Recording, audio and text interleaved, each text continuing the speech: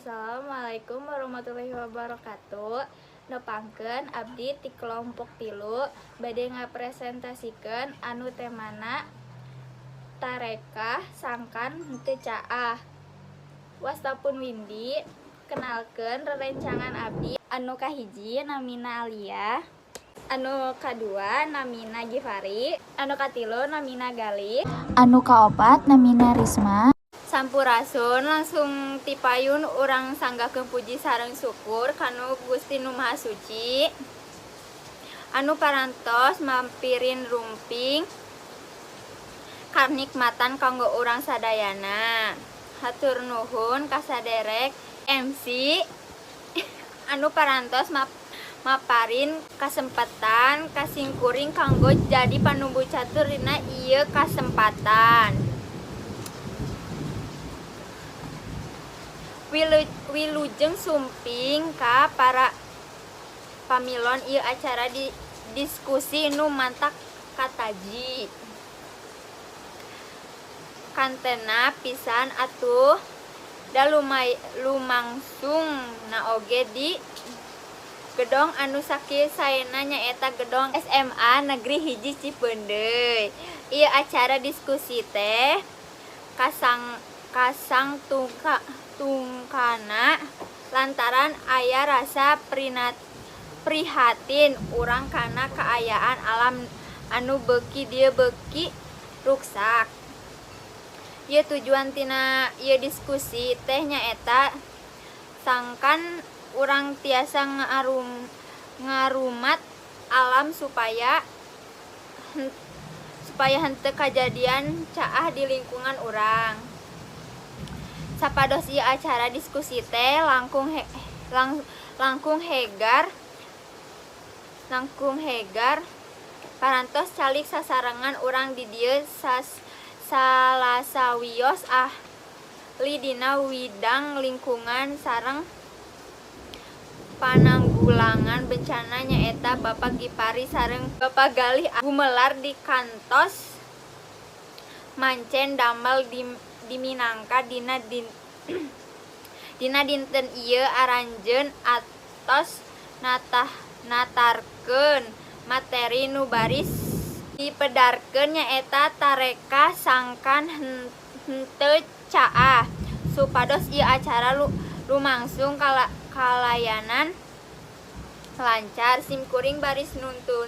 Ieu acara dugi karengsena dina ieu diskusi unggal panjeujeur dihaturkeun kanggo medar naon-naon anu baris didugikeun engke dina sesi tanya jawab dipasihan kesempatan dua jirangan tangtosna sabada Bapak miwah Ibu panjeujeur ngadugikeun pengedaranana. Haturkeun kanggo pangjeujeur anu kahiji Bapak Gipari kanggo ngadugikeun pedarana. Hatur nuhun sapertos tadi tos dipanganteran ka saderek panumbu catur. Ayeuna simkuring baris medar ngeunaan tarekan sangkan lingkungan urang teu kadatangan caah. Caah teh tiasa disebabkeun ku hujan ngecrek sababaraha dinten nu nyababkeun cai di walungan limpas teu katampung deui. Caah bisa ngabawakeun rusakna lingkungan imah jeung parabotana kabawa palid nepi ka bisa nyababkeun kasehatan urang kaganggu lantaran nerapkapna penyakit anu bisa nyerang imun awak. Urang teu meunang cicing ningali kaayaan kieu teh urang kudu gawe bareng jeung pamarentah anu geus usaha ngungkulan nerekabna penyakit balukar tina caah geura urang kataan sabaraha cara pikeun ngungkulan caah. Anu kahiji fungsina walungan tempat pikeun jalana cai kusabab kitu eta walungan teh pinuh ku runtah atawa jadi tempat pamicuna runtah nepi ka walungan jadi kapendot ku lobana runtah. Anu kadua ngalakukeun reboisasi tetangkalan khususna tetangkalan anu bisa gampang nyerak nyerang cai. Katilu nyadiakeun lahan keur nyieun lahan hejo pikeun ngabaluarkeun walungan heureun serta runtah ti imah ge bakal asup ka walungan. Kalima, ulah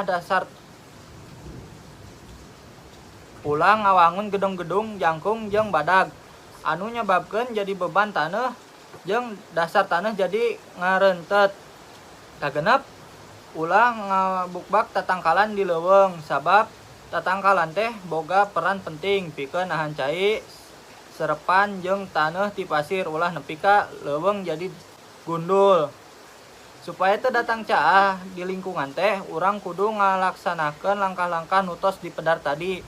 Tangguna masyarakat ge kudu silih ronjong dina ieu hal teh. Tah sakitu anu didugikeun ku Bapak Gipari dina pedaran ngeunaan pananggulangan bencana. Simkuring yakin eta pedaran nu tos didugikeun teh bakal ngajantenkeun urang langkung paham kana kapentingan ngajaga lingkungan urang. Sewang-sewangna sasabaraha poin anu dicatet ku simkuring nyaeta urang kudu ngajaga lingkungan, sabunderan urang nyaeta walungan salawasna kudu bersih tina runtah. Miceu runtah teh kudu kana miceruntah teh menang mah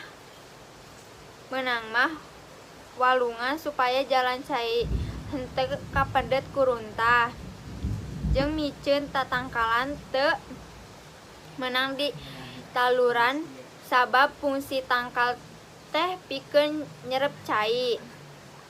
Tangtuna caah bisa disinggahkan ku tarekah urang di luhur supados teu nyangkol kana waktos. Ayeuna hayu urang sami-sami bandungan panjeujeur anu kadua nyaeta bapagalih anjeunna baris medar materi ngeunaan lingkungan. Nu kituna bapagalih sumangga dihaturkeunna. Hatur nuhun saderek panumbu catur, nu bade didugikeun ayeuna nyaeta banjir leuwih umum di kota sabab teu aya saluran cai di sakurilingna. Sanaos aya solokan seueur sampah anu nyambat saluran cai. Masyarakat kota aku teu marhatikeun lingkungan. Sabudeureunana mangrupa salah sahiji penyebab wewengkon perkotaan mindeng ngalaman banjir. Sanajan pamarentah geus nyokot lengkapikeun nyegah eta, banjir narajang wewengkon kota. Luar biasa, aduh.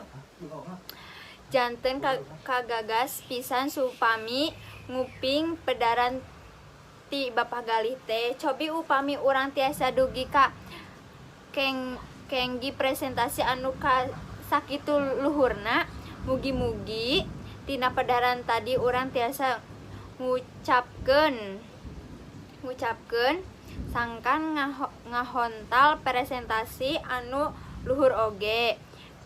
Bilih panasaran keneh kana pedaran anu tos didugikeun. Hatur kanggo para pamilon sadayana kanggo ngajungkeun parantosan dina jiranan kahiji urang pasihan bae lolongkrang kanggo 3 orang anu bade naros mugi bapak tanapi ibu nyebatkeun nami sareng tina asalna satu acara natos lajeng parantos kedah singkat tur munde mangga. Assalamualaikum. Simkuring Risma ti SMA Negeri Hiji Cipeundeuy. Bade naros sakersana panggejer hiji Bapak Gipari. Nu bade diteraskeun teh nyaeta aya henteu inovasi teknologi ramah lingkungan pikeun ngungkulan caah. Hatur nuhun ka saderek Risma ti SMA Negeri Hiji Cipeundeuy. Bade naros ka kersana panjejer hiji Bapak Gipari. Nu bade diteraskeun teh nyaeta aya henteu informasi teknologi ramah lingkungan pikeun ngungkulan caah. Sampurasun nempangkeun simkuring wastapun Windy ti SMAN 1 Cipeundeuy. Hatur nuhun parantos dipasihan waktos kanggo naros. Simkuring bade naros ka Bapak Galih. Kumaha upami solusi basajan pikeun ngungkulan caah di daerah perkotaan. Hatur nuhun ka saderek Windy. Parantos tos dicatet. Engke baris diwaler ku Bapak Galih kumaha salajengna bade aya nu naros deui. Pami teu aya, urang sami-sami dangukeun walerana ti Bapak Gipari sareng ti Bapak Galih. Rumpina anu kahiji urang sanggakeun ka Bapak Gipari kanggo ngawaler panarosan ti saderek Risma. Patarosanan saderek Risma teh sae pisan. Janjen kieu numutkeun simkuring pekawis anu taroskeun lombang pikeun nyerepna cai di jero taneuh tah. Ieu lombang teh keur nampung cai. Di jerona aya aktivitas organisme saperti cacing, akar, tutuwulan, rinyuh, jeung sato tanes. Senjena eta lobang bakal kaeusieun ku hawa jeung jadi tempat ngamaurna cai di jero taneuh. Tiasa nyieun lombang sewang di lingkungan imah teh teknologi otomatis ngabalurkeun tempat nyerepna cai leuwih gancang. Bawi rasa bisa jadi salah sahiji solusi ngungkulan caah. Tah geuning tos jenten ayeuna mah. Parantos ti saderek Risma teh rupina ngawakilkeun urang sadaya, urang oge janten terang sabada ngadangukeun walerana ti Bapak Gipari. Ayeuna kanggo waleran tina parantos kadua ti saderek Windy bade diwaler ku Bapak Galih. Sumuhun ieu oge patarosan teh sae pisan. Mung rada benten nu ditaroskeun. Cobi urang waler ku simkuring gerak ieu solusi keur ngungkulan caah di perkotaan tiasa kusabaraha cara nyaeta ngalobaan daerah pikeun cai di titik sarepan cai. Pikeun cai di titik sarepan cai. Ngajak warga jeung komunitas lingkungan ngungkulah caah babarengan ngar lokasi imah-imah di sisi walungan jeung imah-imah mewah anu ngahalangan jalana Cihujan ngalir ka laut. Ngayakeun kampanye micen runtah kana tempatna. Nguatan tanggul-tanggul memener situ-situ nu aya reformasi biokrasi utamana di widang-widang khususna anu ngungkulan masalah lingkungan. Rupina waleran ti Bapak Galih tos ngawakilkeun rasa panasaran urang.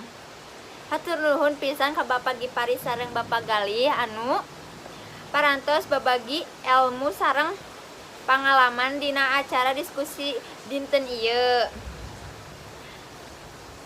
Panuhun oge kasanggakeun ka para hadirin sadayana utama kanggo partisipasi nu aktif salami lumangsung na ieu diskusi. Alhamdulillahirabbil alamin. Urang sami-sami ngadakeun pedaran anu mantak ngahudangkeun rasa sumanget sareng percaya diri. Mugi ieu diskusi tes janten salasawios jalan supados wawasan urang langsung jembat. Bade dihapuntenkeun bilih aya anu kirang merenah kana amit limit tamiang resang sakitu anu pahituran urang pungsak wa ieu diskusi mangga nyanggakeun deui ka panata acara. Ta sakitu wae ti kelompok 3 mah. Hapunten bilih aya kalepatan. Wassalamualaikum warahmatullahi wabarakatuh.